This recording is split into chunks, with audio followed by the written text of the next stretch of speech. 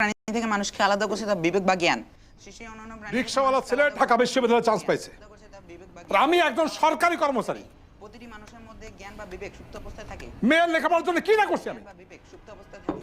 অনুশীলনের ম্যাট্রিক ইন্টারের সময় তিনটা স্যার লেখা পড়াইছি, মাধ্যমে তাকে জাগিয়ে জীবনে কিচ্ছু করি নাই, কোনো শখ আল্লাহ কিচ্ছু পূরণ করি নাই। বিবেক বা জ্ঞান। আর মেয়ে একটা বিশ্ববিদ্যালয়ে চান্স পায় না, প্রাণীর মধ্যে নেই। তো কি লাভ? ম্যাট্রিক ইন্টারে কি বিএ গ্রেড না কি, ওগুলো পায় লাভ কি যদি কোনো বিশ্ববিদ্যালয়ে চান্স না পাস? অনুশীলনের মাধ্যমে তাকে জাগিয়ে তুলতে হয়। অনুশীলনের আমার তো মনে হয় ও নকল করে পাস করছে। আব্বা আমি নকল করি নাই। আমার তুমি আমার কথা বিশ্বাস না করলে তুমি আরেকবার আমার পরীক্ষা নিয়ে দেখো। আমি এসএসসির সময় জ্বর নিয়ে পরীক্ষা দিছি, এত কষ্ট করছি, আমি না খাওয়া সব বাদ দিয়ে আমি সবগুলা কোচিংয়ে গেছি। ভর্তি পরীক্ষা এত ভালো লাগছে, আমি না ঠিক আমি কি করবো বলো? চুপ কর, ঠিক মতো লেখাপড়া করলে তুই রিটেনে ফেল করতে। এই ওরা পড়াশোনা করে কাম নাই, ওরে বিয়ে দিয়ে দেবো। একদম ঠিক কথা কইছেন, ওর লেখাপড়া করার কোনো অধিকারই নেই, ওরে বিয়ে দিয়ে দেন। না আসে নাস্তাটা খায় না। না আমি নাস্তা করব না।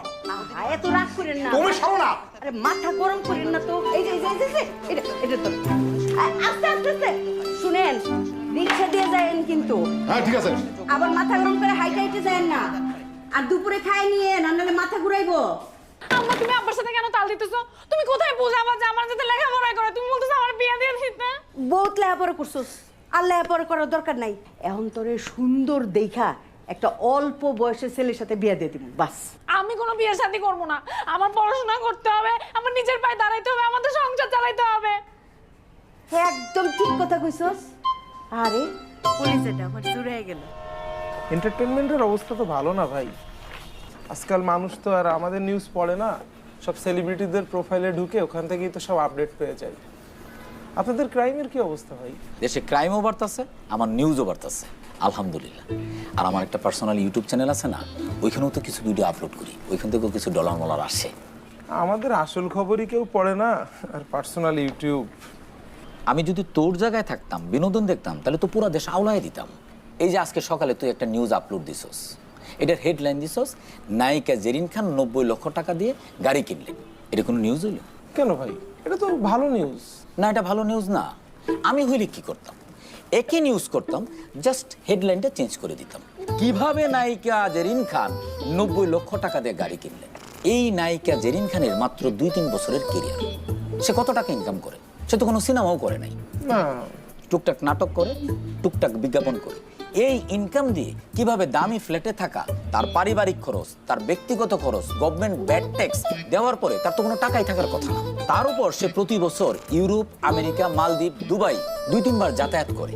আমি এমন অনেক নায়িকা দেখছি যারা 10-12 বছর ধরে মিডিয়াতে কাজ করতেছে, অথচ তারা এখনো সিএনজি উবারে চলাফেরা করে। এখন তোর কাছে, এই জাতির কাছে আমার প্রশ্ন, কিভাবে নায়িকা জেরিন খান 90 লক্ষ টাকা দিয়ে গাড়ি কিনে? আমি তো একটা সেলিব্রিটিকে এরকম পার্সোনালি অ্যাটাক করতে পারি না। আরে বেটা, তুই পার্সোনালি অ্যাটাক করবি কেন? তুই তো নিউজ করবি এজ এ জার্নালিস্ট। তুই যদি টাকা কামাইতে চাস, তোর নিউজ যদি হিট করাইতে চাস, ভাইরাল করতে চাস, তাহলে তোর কিঞ্চিত বিকৃত মানসিকতার হইতে হবে। ধর, তুই তোর টক শোতে কোনো একটা সেলিব্রিটিকে হাতে পায়ে ধরে পটায় মটায় নিয়ে আসলি, তারপর লাইভে নিয়ে মনে কর যে তার ব্যক্তিগত প্রশ্ন করে, বিব্রতকর প্রশ্ন করে একদম পুরো প্যান্ট খুলে দিলি। একটা পাবলিক ফিগারকে এরকম লাইভে এনে আমি তো উল্টাপাল্টা কোশ্চেন করতে পারি না। আর আপনি যে আমারে এত বুদ্ধি দিতেছেন, আপনি নিজে করেন না কেন? আমি তো করবো না, আমি তো ভালো সাংবাদিক, আমি তো টাউট সাংবাদিক না, আমার তো একটা ইথিক্স আছে। এখন তোর কাছে আমি 2টা অপশন দিলাম, তুই কি আমার মতো ভালো সাংবাদিক হবি নাকি টাউট সাংবাদিক হবি? ভাই, আমার টাউট সাংবাদিক হওয়ার দরকার নেই, আমি আপনার মতো ভালো সাংবাদিকই হব। তাইলে খিস খেয়ে ধৈর্য ধরে বসে থাক, আফসোস করে কোনো লাভ নাই। তোর কাছে যে লেডিস সিগারেট আছে, একটা সিগারেট দে। ভাই, এটা লেডিস সিগারেট না, ইউনিসেক্স। থাইল্যান্ডে একটা মানুষ কয়বার যায়? তোমার ভাবি এবার 31st কিন্তু সিঙ্গাপুরে করতে যেতেছে, বুঝছো? সেই জন্যই তো তোমার ফোন দিছি। তোমার ওই পরিচিত এজেন্সি আছে না, দেখো না আমাদের একটু ডিসকাউন্টে টিকিটের ব্যবস্থা করে দাও। হ্যাঁ, তাহলে তুমি আমার জানো। হ্যাঁ, আচ্ছা ঠিক আছে। হ্যাঁ, ঘড়ির মধ্যে মোবাইল হ্যাঁ, নতুন কিনছি, ভালো হয়েছে না? 1 লাখ টাকা নিচ্ছে। 2 মাসে বেতন দিয়ে একটা ঘড়ি কিনে ভালিলেন। ফেলতো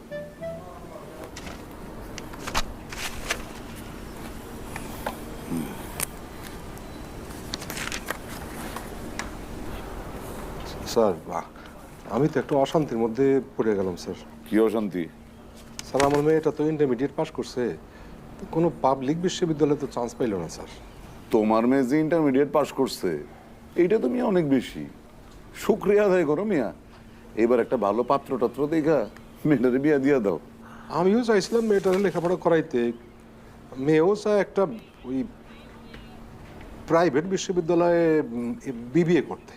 কি প্রাইভেটে বিবিএ? জি জি। 4 মাস পর পর প্রাইভেটে পড়াইতে গেলে এতগুলি টাকা সেমিস্টার ফি দিতে হইব। আরে আমি আমার ছেলেরে পড়াইতে গিয়ে রীতিমতো হিমশিম খাইতেছি, তুমি আসছো প্রাইভেটে বিবিএ পড়াইতে। কোনো যে হাওলাদার সাহেব আছে না অ্যাকাউন্টসে, তার একটা ভাতিজা আছে, বিয়ার জন্য পাত্রী খুঁজতেছে।